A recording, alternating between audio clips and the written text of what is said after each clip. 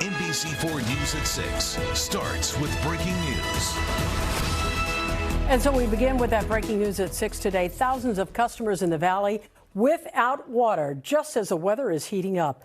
Good evening once again, everyone. I'm Colleen Williams. And I'm Kathy Vara in tonight for Michael. Mayor Bass giving an update live on NBC4 this evening that water should get flowing again soon. That outage actually began last night. We saw long lines of people this morning lining up to get free water bottles. Now here's a look at the impacted area. More than 9,000 customers at Granada Hills and Porter Ranch. And it could be days before the water is back on. Let's go right to NBC4's Tracy Leong, who's tracking all of this breaking news for us. Tracy? Yeah, Colleen and Kathy, we were outside the Emergency Operations Center where that press conference wrapped up about 45 minutes ago. As you mentioned, about 9,200 customers are impacted in Porter Ranch and Granada Hills. Customers, they were alerted of this outage yesterday around the afternoon, evening hours while the crews were conducting repair work at a pump station that connects to a 10 million gallon water tank that serves the area. An underground valve that controls the flow of water to that tank failed to open, cutting off service to the area. Mayor Karen Bass says they are making drinking water, showers, and resources available to those who are impacted by this outage because this comes at a time when LA is dealing with hot temperatures. So there's also a concern with fire danger. LAFD has pre-deployed water tenders and engine task forces in the high-risk fire areas. LAPD also increasing patrols in the neighborhoods to ensure safety. LADWP urging people to boil any tap water for at least 1 minute before using because of possible contaminants. LADWP will notify customers when it's safe to use without boiling, which could take up to a week. Here's the LADWP chief engineer on the work being done to repair this valve. We have a contractor on site that is going to connect thousands of feet of hose and high-velocity pumps, working with our crews to move water from a nearby Metropolitan Water District supply into the 54-inch trunk line supplying the area. They are on site and work has begun, and they expect to start pumping around 6 to 7 p.m. this evening. If they are successful, we may be able to restore water service in the next 24 to 48 hours to the whole area. Free water distribution sites are open until 7 o'clock tonight and 7 a.m. to 7 p.m. thereafter at the Holly Burnson Memorial Park in Porter Ranch, O'Melveny Park in Granada Hills, and at the intersection of Tampa Avenue and Seston Boulevard in Porter Ranch. Now, this outage is expected to last through Friday, but officials said if there are delays in these repairs, it could be extended and pushed into the weekend and possibly Monday. Reporting live in downtown L.A., Tracy Leong, NBC4 News. Tracy, thank you. That water outage coming as temperatures are set to creep into the 90s this week. Here's a live look from our camera atop Mount Wilson. Our meteorologist Melissa McGee is back now. She's tracking the heat up for us. Melissa. It's so hot today, Colleen and Kathy. We've got more heat coming. I want to show you the picture outside as we're looking live at downtown here on this Wednesday, I should say. A lot of sunshine across our region, but let's check out the high temperature for the basin in at 91 degrees. And right now we're coming in at 84. So we are well above average. Average for LA is about 83. Numbers are really hot, even as we head inland. 95 in Ontario, 99 San Bernardino, 100 in Victorville at this hour, 94 Santa Clarita, and we've got 93 degrees in Van Nuys. So looking at the 24-hour temperature change, you can see the difference. You probably felt the difference if you're outside today. 10 degrees hotter in Anaheim than just 24 hours ago, and 5 degrees hotter in San Bernardino than the same time yesterday. So the heat alerts stay up. We've got a heat advisory for inland Orange County as well as the Inland Empire, and then the Coachella Valley, you are underneath this extreme heat warning until 8 p.m. on Friday, easily in the upper 90s and well above 100 degrees. So we'll talk about the weather headlines and what we can expect. On your Thursday, it is even hotter. The impacts as a result of the heat, increased fire risk, and also watching the air quality because of the wildfire smoke. This weekend, the heat not as extreme, but we're still above average. So we'll go over those numbers coming up with your first alert forecast. Colleen, back over to you. All right, Melissa, thank you. We have some breaking news to tell you about. The FAA has announced a ground stop for United flights headed to many major cities, and they include San Francisco, Newark, Chicago, Denver, and Houston. United says it's all because of a technology issue, and they are working on it, but they are expecting more delays as the night goes on. Let's take you out live right now to the United Terminal at LAX. This is Terminal 7. You see a lot of United planes out there right now. LA was not one of the cities directly mentioned, but all the cities that were mentioned are all major United hubs, and United connects to all of those locations out of LAX. We're going to continue to track the impact here, and we'll bring you an update on the NBC4 News at 7. Well, we've been following developing news after federal agents in a Penske rental truck detained more than a dozen people at the Home Depot in Westlake. They are calling it Operation Trojan Horse. They came in unmarked Sprinter vans and trucks, and then a rental Penske brand moving van, or moving truck rather, like a box truck. And they, pulled in over by that Starbucks over there, and then up into this front part of the lot off of Wilshire Boulevard, and they grabbed whoever they could. In a statement to NBC4, Penske said it was not aware that its trucks would be used in today's operations. We also heard from U.S. Attorney Bill Isaly. He posted on X saying in part, quote, "For those who thought immigration enforcement had stopped in Southern California, think again." Let's bring in NBC4's Conan Nolan for more context here. Conan, the latest raid comes just days after a court ruling on how these agents are carrying out their immigration operations here in L.A. That's right, Colleen. And city leaders are asking, was today's raid in accordance with that court ruling or in defiance of it? The ACLU, for one, strongly believes it's the latter.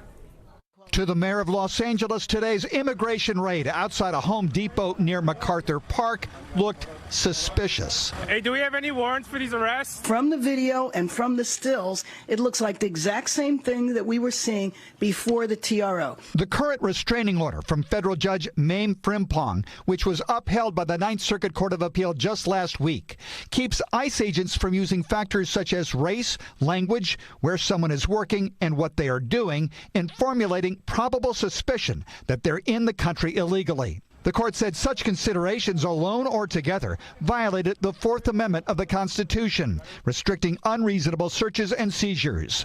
But the order does not ban ICE enforcement completely. U.S. Attorney Bill Isaly says today's actions were legal. Nothing happened today is in conflict with the court's order. Everything the Border Patrol does is lawful. That assertion is actually part of the debate. Jessica Levinson is with Loyola Law School. The question for us is whether or not the ICE agents can come forward and say, I had additional evidence that the people who we detained were in fact breaking the law outside of the criteria that Judge Frimpong has said we cannot rely on. Were there warrants issued today? Isaly wouldn't say. I can just tell you in general, they consider things like information provided by the public. They may have conducted prior investigations at that location. They can base it on the people's conduct at the time of the operation, in which you saw a lot of people fleeing.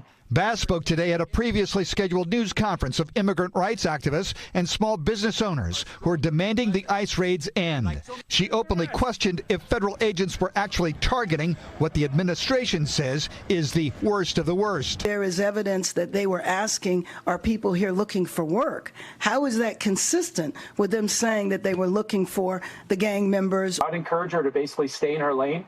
She's the mayor of Los Angeles. She's not involved in federal immigration operations, and she shouldn't opine about things that she really doesn't know about. What do I say to Bill Isaly?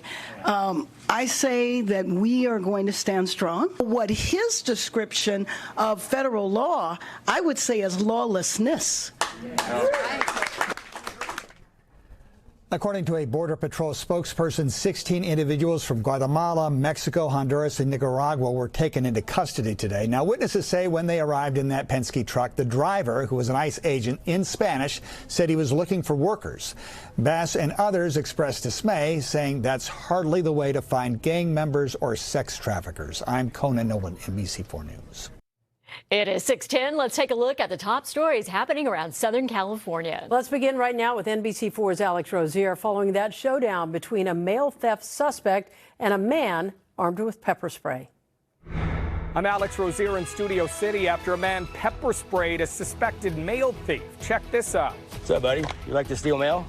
You like to steal mail? Yeah? You like to steal mail? Huh? Timothy Bremer said he took action because he says his block has been hit by the same suspected mail thief several times this week alone. Neighbors captured surveillance video that appears to show the same man taking mail by the bunches. Unfortunately, by the time the police showed up last night, the pepper-sprayed and likely bruised suspected thief got away. As of now, LAPD says they've made no arrests. I'm Hetty Chang in Anaheim, where some 14,000 students with the Anaheim Elementary School District started school today. The first day of school happening to fall on one of the hottest weeks of the year. The high here in Anaheim was 91 degrees. Here at Thomas Edison Elementary School, we found the students getting plenty of outdoor time before the temperature started to climb. The principal says kids are encouraged to stay hydrated, and if the temperatures get too hot, they move recess time indoors. I'm Amber Frias in Maywood at the YMCA, where we are hosting a big back-to-school giveaway event, ready for kids to go back to school, prepared to start the school year. We are giving away backpacks full of school supplies.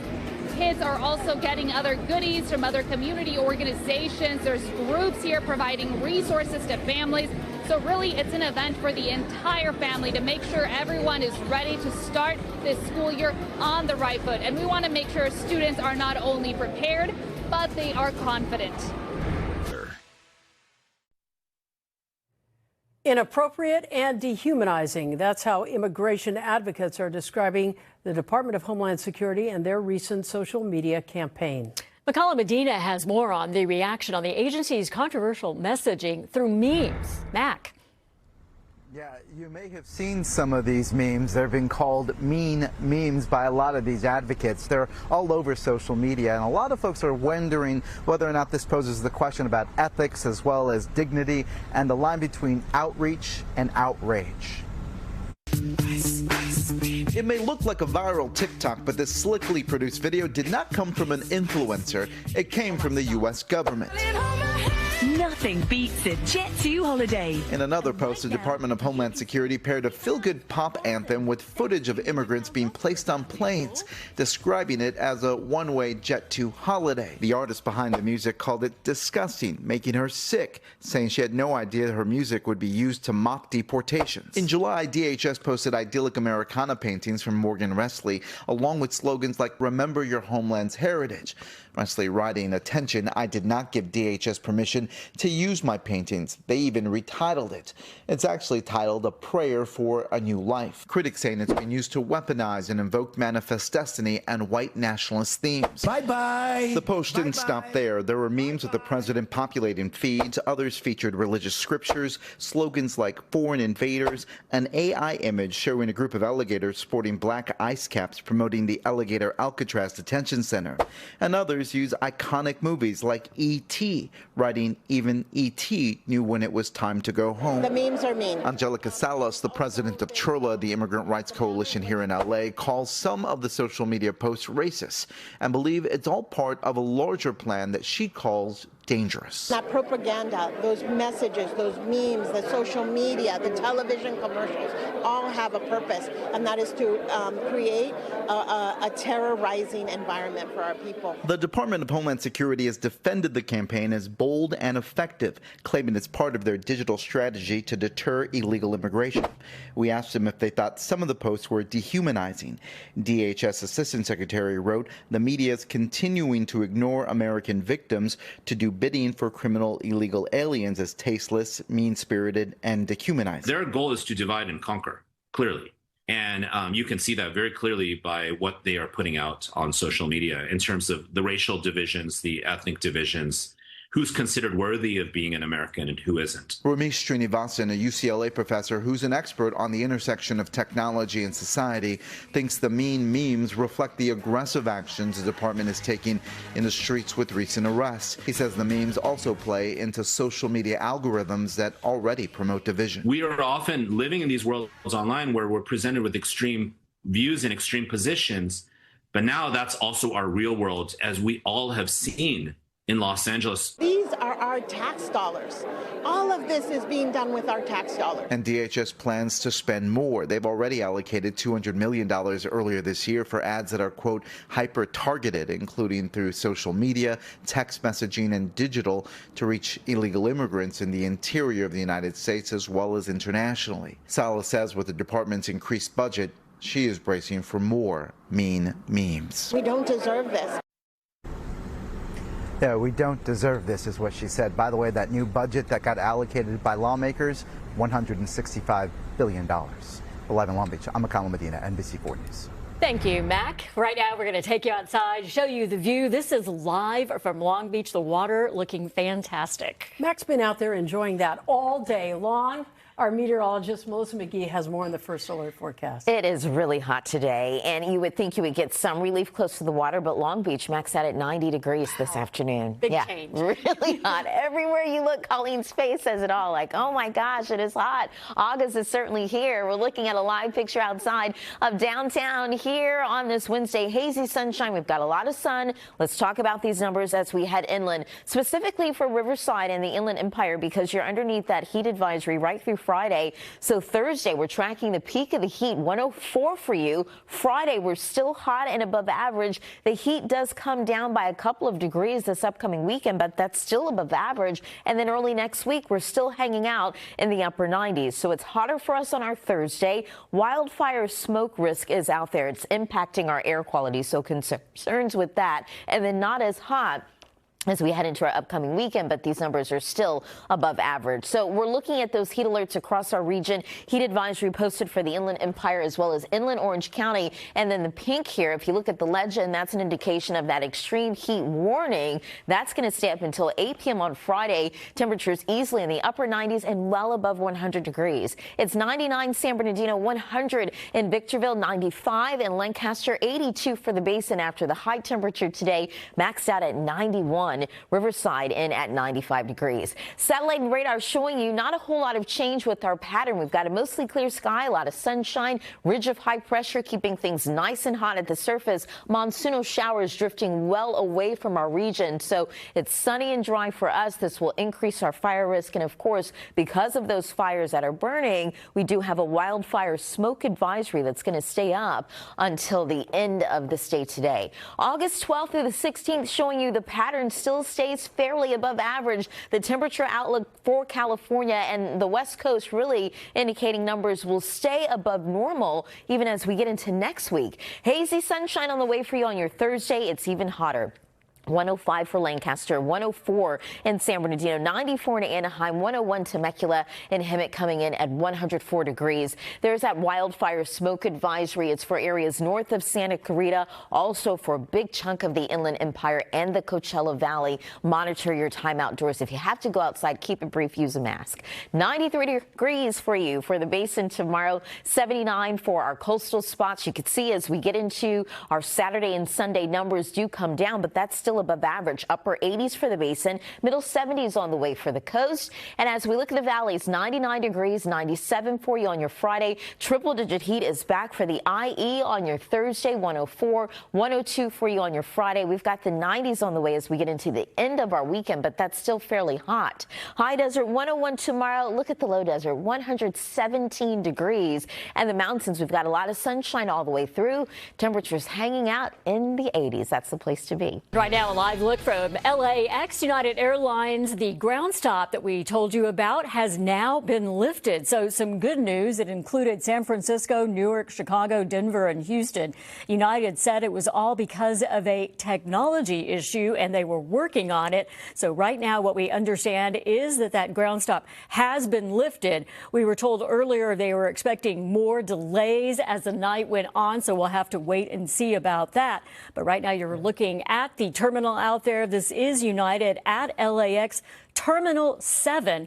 LA was not one of the cities directly mentioned, but again, those cities are all major United hubs, and United connects to all of those locations out of LAX. Good news for travelers out there.